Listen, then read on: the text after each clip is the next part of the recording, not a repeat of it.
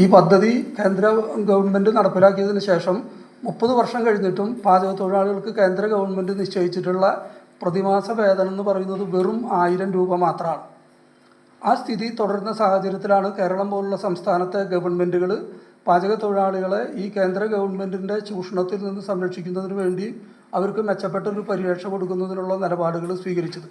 കേരളത്തിലെ ഗവൺമെൻറ്റുകൾ മുൻപ് ഇപ്പോൾ കഴിഞ്ഞ UDF ഗവൺമെൻറ് ആണെങ്കിലും LDF ഗവൺമെൻറ് ആണെങ്കിലും പാചക തൊഴിലാളികളുടെ വേതനത്തിൽ 50 രൂപ വീതം എല്ലാ വർഷവും വർദ്ധിപ്പിച്ചു കൊടുത്തിരുന്നു.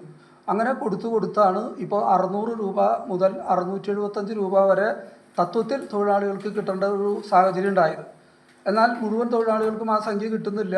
അതിൻ്റെ ഏതാണ്ട് പകുതി വേതനം മാത്രം കിട്ടുന്ന 14,000 തൊഴിലാളികൾ നമ്മുടെ സംസ്ഥാനത്തുണ്ട്. അതിൻ്റെ വിശദാംശങ്ങളിലേക്ക് ഞാനിപ്പോൾ പോകുന്നില്ല. അപ്പോൾ നമ്മുടെ സംസ്ഥാനത്തെ ഗവൺമെൻറ് ഇത്തരത്തിൽ തൊഴിലാളികൾക്ക് പ്രതിവർഷം ദിവസക്കൂലിയിൽ 50 രൂപ കൊടുക്കാൻ തീരുമാനിച്ച് മുന്നോട്ട് പോയി. UDF ഗവൺമെൻറ് പാചക തൊഴിലാളികളെ മിനിമം വേതനത്തിൻ്റെ പരിധിയിൽ കൊണ്ടുവരാനുള്ള ഒരു ഉത്തരവ് പുറപ്പെടുവിച്ചു. അതിനുശേഷം അതിൻ്റെ ഒരു കരട് വിജ്ഞാപനവും ഉമ്മൻചാണ്ടി ഗവൺമെൻറ് പുറത്തിറക്കുകയുണ്ടായി.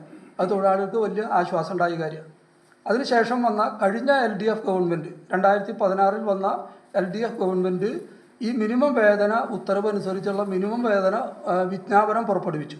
അപ്പോൾ ഈ വിജ്ഞാപനം പുറപ്പെടുവിക്കുന്നതോടൊപ്പം തന്നെ തൊഴിലാളികൾക്ക് അതിൻ്റെ അനുബന്ധ ആനുകൂല്യങ്ങളും പുറപ്പെടുവിച്ചു. കേരളത്തിലെ പാചക തൊഴിലാളികളെ സംബന്ധിച്ചിടത്തോളം വലിയ പ്രതീക്ഷ നൽകുന്നൊരു നടപടിയായിരുന്നു അത്. അതുകൂടാതെ പാചക തൊഴിലാളികൾക്ക് ഈ മെയ് അവധിക്കാലത്ത് അവർക്ക് 2000 രൂപ കൊടുക്കുന്ന സമീപനം കഴിഞ്ഞ ഇടതുപക്ഷ ഗവൺമെൻറ് സ്വീകരിച്ചു. പാചക തൊഴിലാളികൾക്ക് ESIയും PFും നടപ്പാക്കും എന്നുള്ളൊരു നിലപാടും കഴിഞ്ഞ ഇടതുപക്ഷ ഗവൺമെൻറ് സ്വീകരിക്കേണ്ടായി.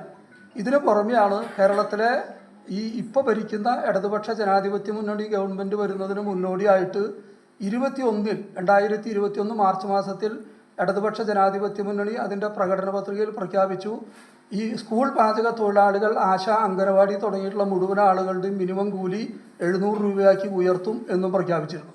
ഇതൊക്കെ കേരളത്തിലെ ഈ പാചക തൊഴിലാളികളെ സംബന്ധിച്ചിടത്തോളം അവർക്ക് ഒരു മെച്ചപ്പെട്ട കാലം വരും, അവർക്കൊരു സുരക്ഷിതത്വം അല്ലെങ്കിൽ കരുതലും കൈത്താങ്ങും ഉണ്ടാവും എന്നുള്ള വലിയ തോന്നലുണ്ടാക്കിയ ഒരു സംഗതിയായിരുന്നു.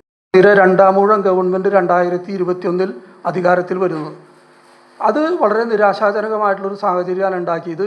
ഇതിനു മുൻപുണ്ടായിരുന്ന മുന്നണി ഭേദമില്ലാതെ LDFും UDFും സർക്കാരുകൾ ചെയ്തു കൊടുത്തിരുന്ന കാര്യങ്ങളിൽ നിന്ന് ഇപ്പോഴത്തെ നിലവിലുള്ള ഗവൺമെൻറ് വളരെയധികം പുറകോട്ട് പോയി. തൊഴിലാളികൾക്ക് പണിയെടുത്ത കൂലി സമയത്തിന് കൊടുക്കാത്ത സ്ഥിതി വന്നു. 2 മാസം 3 മാസം 4 മാസം വരെ പണിയെടുത്ത കൂലിക്ക് വേണ്ടി കാത്തു നിൽക്കേണ്ട ചരിത്രത്തിലില്ലാത്തൊരു ഗതികെട്ട അവസ്ഥയിലേക്ക് പാചക തൊഴിലാളികൾ പോയി. ആ വേതനം കിട്ടുന്നതിന് വേണ്ടി ഞങ്ങളുടെ യൂണിയനടക്കം തൊഴിലാളി സംഘടനകൾ ശക്തമായിട്ടുള്ള സമരങ്ങൾ, കോടതി നടപടികൾ ഒക്കെ നടത്തി മുന്നോട്ട് പോകുമ്പോഴാണ് വല്ലപ്പോഴും കിട്ടുന്നത്. ഈ 4.5 വർഷമായിട്ടും ഈ കാര്യത്തിൽ ഒരു തീരുമാനമില്ലാതെ പോവുകയാണ്. പണിയെടുത്ത് ശമ്പളം കിട്ടാൻ നിവൃത്തിയില്ലാത്ത വലിയ മോശപ്പെട്ടൊരു സാഹചര്യം കേരളത്തിലെ പാചക തൊഴിലാളികളുടെ കുടുംബങ്ങളിൽ. അരക്ഷിതാവസ്ഥ, മാനസികമായിട്ടുള്ള സംഘർഷം, കടം മേടിച്ചു കൊടുത്ത് കൊടുക്കാൻ പറ്റാത്ത സ്ഥിതി, വാടക കൊടുക്കാൻ പറ്റാതെ, അരി വാങ്ങാൻ പറ്റാതെ, അത്തരത്തിലുള്ള നിരവധി ദുരിതങ്ങൾ പാചക തൊഴിലാളികൾക്ക് വലിയ പ്രയാസം ഉണ്ടാക്കി ഇപ്പോഴും തുടരുകയാണ്. ഈ സാഹചര്യത്തിലാണ് നമ്മൾ ഈ വിഷയം ചർച്ച ചെയ്യണം എന്നാവശ്യപ്പെട്ടുകൊണ്ട് ഗവൺമെൻറ്റിന് നിവേദനങ്ങൾ, പ്രതിഷേധങ്ങൾ, സമരങ്ങളൊക്കെ സംഘടിപ്പിക്കുന്നത്. അതിനും ഈ ഗവൺമെൻറ് തയ്യാറായില്ല. അതുമാത്രമല്ല, വേറെ പ്രധാനപ്പെട്ട 2 സംഗതികളുണ്ടായത്.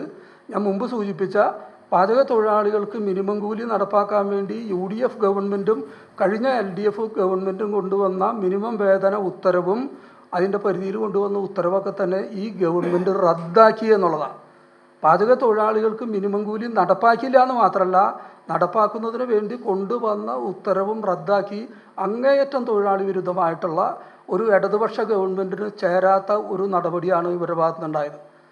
പിന്നെ ഞാൻ നേരത്തെ സൂചിപ്പിച്ചു